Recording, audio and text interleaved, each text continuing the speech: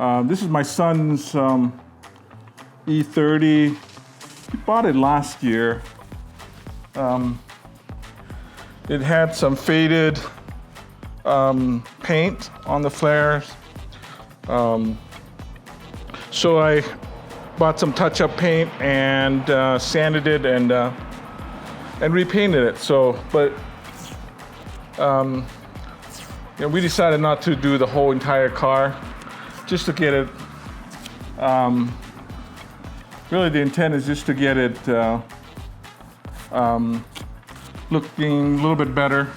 Like I said, I forgot to do the painting part of it. But up here, there's some faded, or the clear coat has kind of faded away because of the sun and so forth. So I am just going to redo the clear coat for it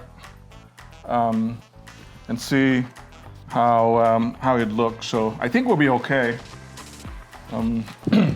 Again, like I said, just to get it look a little bit better, but yet have that older car original paint look still. So hopefully it turns out well. This is my second time doing the painting of a car. My first one was the Miata. And this is the second, so we'll see. So as you can see, the flare, you can take a look at the paint. It's not yet clear coated, but I'm just gonna do the clear coat at the same time as I do the roof and also the hood. So it's the hood and the roof that really hit by the sun and faded. So that's all we're gonna do here today. And we'll see how it turns out. So, but to get it prepared, all you did was I did a 2000 grit sanding on this. I wet sanded it just to get it smooth out and get the old clear coat off from it. And then what I'll do here is I will get rid of the dust and the oil off from it. So as you can see here on the hood, just right in the middle here, you can tell that the clear coat has faded away. And you probably notice here, I don't tape this down because otherwise you're gonna see the line. So this will help the spray to kind of spread out a little bit.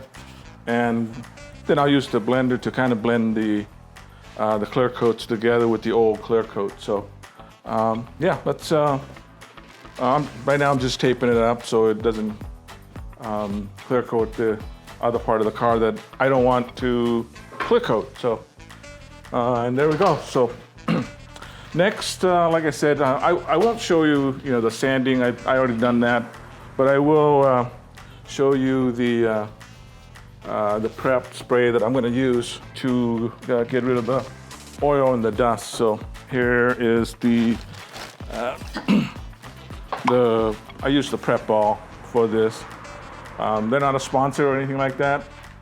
So I just spray this on, leave it for about a minute or so, and I wipe it off with the clean rag. Just soak it up really well.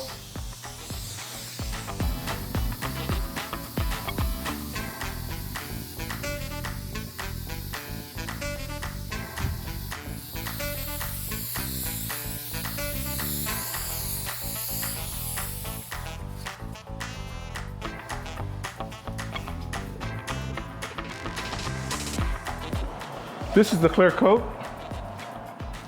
and this is the activator, and it's 4-to-1. So 4 part of this to 1 part of these. And the way we looked at this cup, if you want to maybe close up on this. So what we're looking for here is 4-to-1, so 4-1.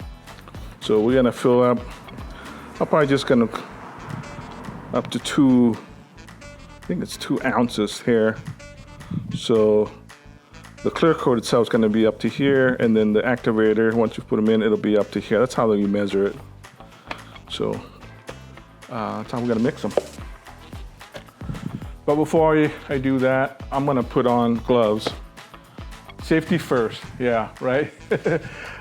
I'm the one I just painted without the mask on, but this time though I will put the mask on, so safety first.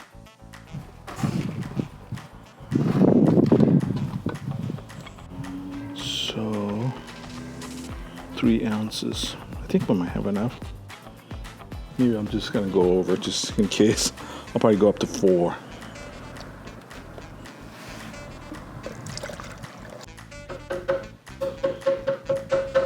Get the activator.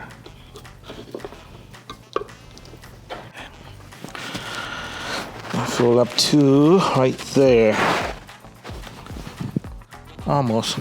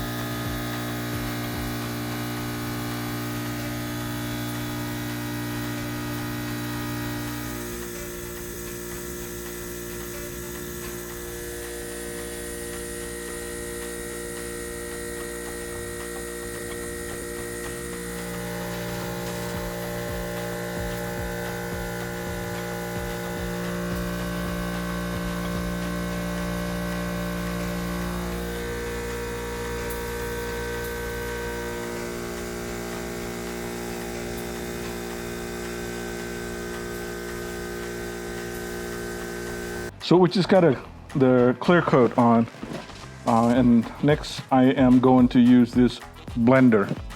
So the blender is basically to allow you to blend the old clear coat with the new clear coat together. So it softens the old clear coat and combine, and the new clear coat will be more.